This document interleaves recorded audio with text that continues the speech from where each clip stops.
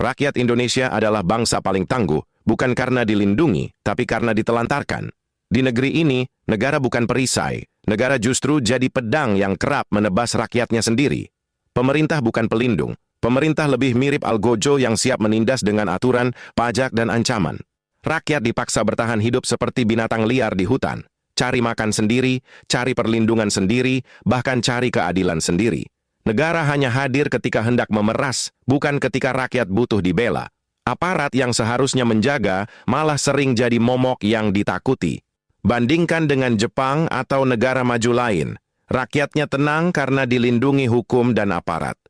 Sementara rakyat Indonesia harus punya kulit setebal baja, hati sekeras batu, dan kesabaran seluas samudra, sebab setiap hari mereka hidup dalam ketidakpastian, ditindih pengkhianatan elit, dan dipalak oleh negaranya sendiri. Ketangguhan rakyat Indonesia bukanlah kebanggaan yang lahir dari kemakmuran, tapi luka yang dipaksa menjadi kekuatan. Ironi paling pahit, bangsa yang bisa bertahan di neraka ciptaan penguasanya sendiri. Inilah bukti, rakyat Indonesia bukan hanya tangguh. Mereka adalah makhluk paling keras kepala yang bisa bertahan meski ditusuk berkali-kali oleh negaranya sendiri.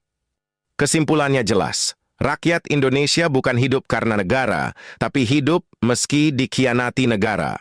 Pemerintah yang mestinya jadi pelindung justru berubah jadi ancaman.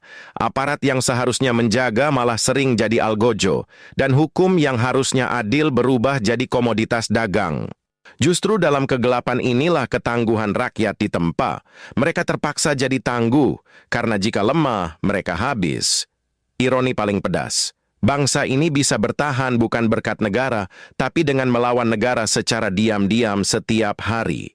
Bangsa Indonesia adalah bukti bahwa manusia bisa hidup tanpa negara, tapi negara tak akan pernah hidup tanpa rakyatnya.